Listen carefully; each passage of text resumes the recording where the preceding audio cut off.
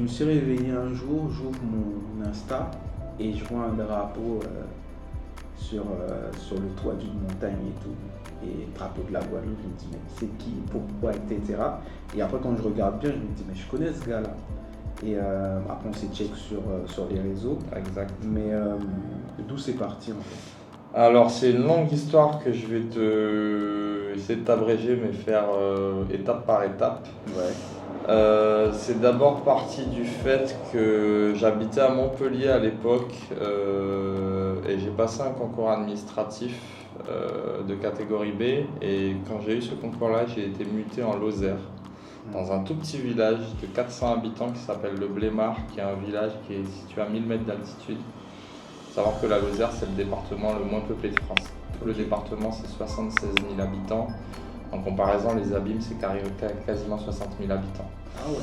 Donc c'était vraiment un petit village isolé de 400 habitants où il n'y avait rien autour à 30 km à la ronde. Et donc pour lutter un peu contre l'isolement, alors j'ai accepté la mutation, sinon je perdais le concours. Et j'étais logé sur place. Pour te situer un peu le truc, j'étais adjoint gestionnaire d'un collège. L'adjoint gestionnaire, c'est l'intendant. Dans les petits collèges, c'est aussi un peu le principal adjoint. Ouais. Voilà, donc je gérais tout ça. Il y avait 2 logements de fonction, celui de la principale et le mien. C'est ce qu'on appelle des logements par nécessité absolue de service. Bref, le village était situé à 1000 mètres d'altitude. J'avais pas forcément d'affinité avec les gens du village. Du coup, pour lutter contre l'isolement et ne pas sombrer trop dans la dépression, je me suis mis à marcher. Et en fait, à 15 minutes du village, donc le village est à 1000 mètres et à 1500 mètres, il y a une station de ski de fond avec des paysages magnifiques de montagne. Et j'ai commencé à marcher dans ces paysages et c'est là que j'ai commencé à découvrir les effets des paysages de montagne sur moi. Ok. C'est-à-dire que le fait de contempler de grandes étendues ou de grands pics montagneux, de grands pics rocheux, ça m'apaisait. Et c'est surtout que ça te remet un peu à ta place, tu vois. Ouais. Devant ces immensités rocheuses et tout ça, ça te remet à ta place. Donc ça, c'est la première étape. Pendant 2 ans, donc j'ai été en Lozère. C'était pendant la période Covid aussi. Ouais. Donc pendant ces 2 années, j'ai pas mal marché. J'ai marché dans la neige. Il faut savoir que la Lozère, alors l'attrait pour la montagne et la neige aussi, c'est là que je voulais en venir, c'est que la Lozère, il faut savoir que c'est un des départements qui à l'époque comptait les hivers les plus rudes de France. Ok. Et la première année, j'ai pas du tout eu de neige. Ouais. Donc j'étais un peu déçu parce qu'on m'avait vendu la neige, de la neige et tout. Et la deuxième année, l'hiver est tombé sur nous. Et là, quand j'allais marcher dans la montagne, en fait, si je te montre les images, tu verras les images, t'as pas l'impression d'être en Lozère. T'as l'impression d'être en Laponie, en Finlande. C'est vraiment tout blanc. Et je me suis mis à faire des randonnées en raquette dans la forêt. Et là, j'ai commencé à kiffer les paysages immaculés, enneigés et tout. Et du coup, c'est parti un peu comme ça, l'attrait pour la montagne. Ça, c'est la première étape.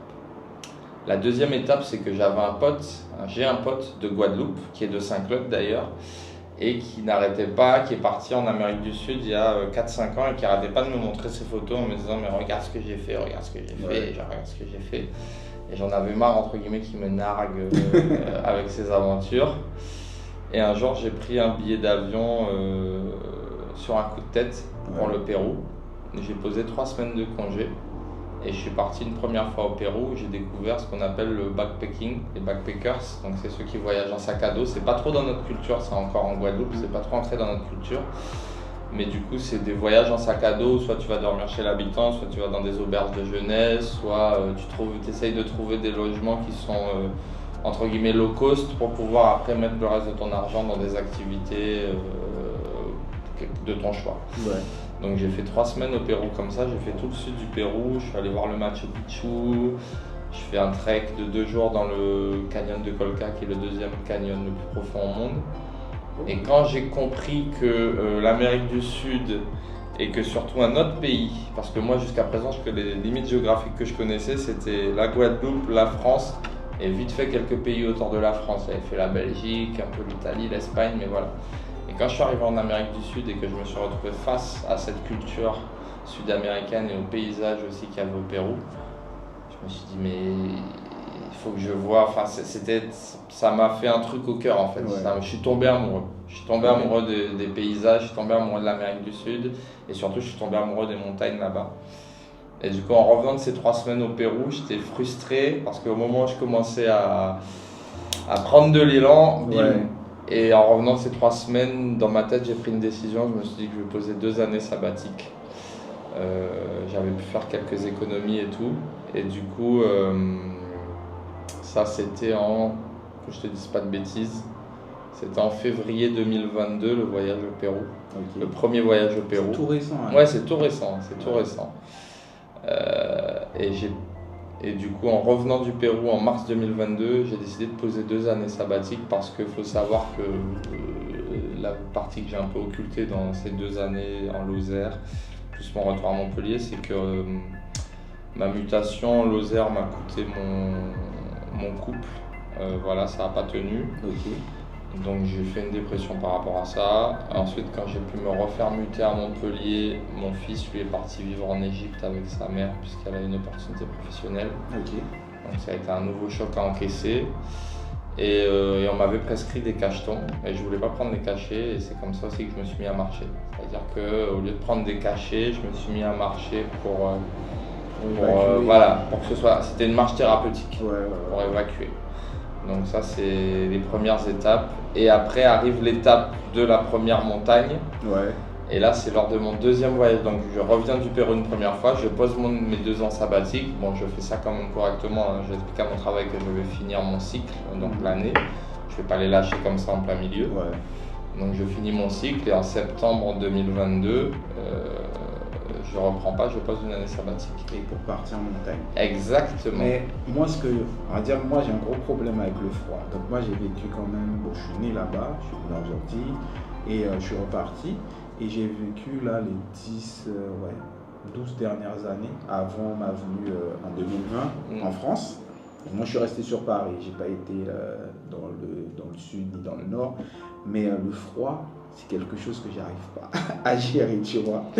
Ouais. Et je préfère le chaud, même si bon, maintenant il fait très très chaud. Mais moi, ce que j'aimerais savoir, c'est comment tu gères ça.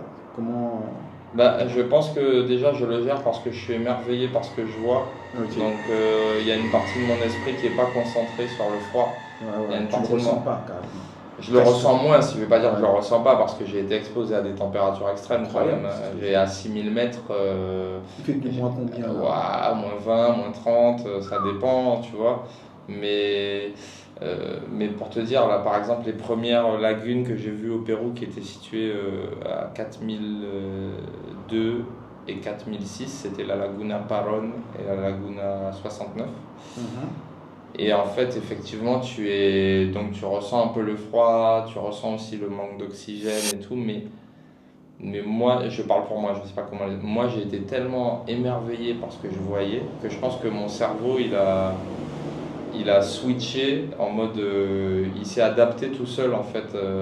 Il a permis à mon organisme de s'adapter tout seul parce que j'étais tellement émerveillé par ce que je voyais que je voulais même pas me concentrer sur le froid ou sur ma respiration. Je voulais juste me concentrer sur la contemplation. Mais le froid, après, ça se gère par rapport aussi à l'adrénaline. Tu sais, quand tu as des montées d'adrénaline, quand je fais des ascensions en mode alpiniste, c'est des choses extrêmes. Donc, tu es dans l'adrénaline, tu as une part de peur aussi, parce qu'il faut savoir que ma dernière ascension du Huayna Potosí, l'ascension finale, elle a débuté à 1h du matin. Donc, tu es en pleine montagne à 1h du matin, juste à la frontale. Tu vois des crevasses à droite à gauche. Donc, le froid, c'est pas ta principale inquiétude. Ok, je comprends. Après, moi, on va dire mon expérience montagnard, c'est plus. Moi, je suis un grand fan de films cinéma. Et j'avais vu un film où il y avait des gars, justement, ils étaient tombés en Colombie. J'oublie comment ça s'appelle. C'est un film où l'avion, c'était une équipe de rugby, je crois. Ils sont tombés en Colombie, dans les Andes, un truc et comme ça. Et ils se sont mangés entre eux. Ouais, ils se sont mangés entre eux. Et ils ont refait un remake de ça sur Netflix en plus. Ouais. Et j'ai vu ça. Déjà, il y a ça. Et il y a, comment il s'appelle, l'espèce de survivaliste là. À un moment, il était grave à la mode. Il va partout dans Mike Horn. Mike Horn. Oui. Lui aussi. Mais c'est une de mes sources d'inspiration. Hein. Tu sais, c'est. Moi, effectivement, à la base, je suis quelqu'un, je regardais beaucoup de reportages comme ça. Ouais. Mike Horn, National Geographic. J'ai regardé des documentaires, un film qui s'appelle The Alpinist, Ok. un autre qui s'appelle 14 x 8000. 14 x 8000, ça a été le documentaire qui m'a déclenché aussi sur la montagne. 14 x 8000, c'est l'histoire d'un Népalais. Il faut savoir que le Népal, c'est la Mecque de l'alpinisme. C'est là qu'il y a l'Everest, c'est là qu'il y a beaucoup des plus hautes montagnes du monde. Et beaucoup d'étrangers viennent au Népal pour monter l'Everest, mais sans vraiment avoir de respect pour les vrais alpinistes, c'est-à-dire les Sherpas, les Népalais qui font des allers-retours entre les camps pour alimenter les trucs. Et il y a un mec qui a décidé de redorer le blason du Népal. Et il a dit, moi je vais monter une équipe 100% népalaise, que d'alpinistes népalais, et je vais aller conquérir les 14 sommets les plus hauts du monde. Il faut savoir que dans le monde, il n'y a que 14 montagnes qui font plus de 8000 mètres. Voilà. Et lui, il est parti pour conquérir les 14 sommets à plus de 8000. Et c'est un documentaire qui est sur Netflix qui s'appelle 14 x 8000.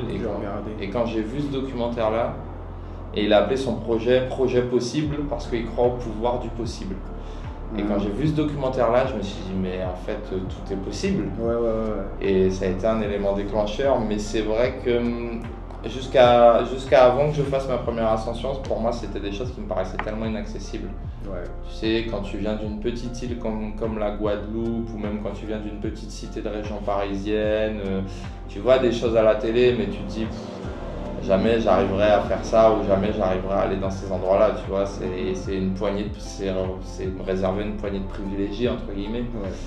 Et au final, lors de mon deuxième voyage au Pérou, quand je me suis retrouvé au sommet de ma première montagne à 5150, harnaché avec une corde, avec du blizzard et tout, et ben je me suis dit, mais en fait, je suis en train de vivre ce que je regardais à la télé, quoi. Et ouais, et là, du coup, ça a débloqué un truc dans mon cerveau. Et je me suis dit, ben, ça y est, mec, tout est possible. Tu as accompli une partie, tu as initié ton rêve. Maintenant, vas-y, lance-toi à fond.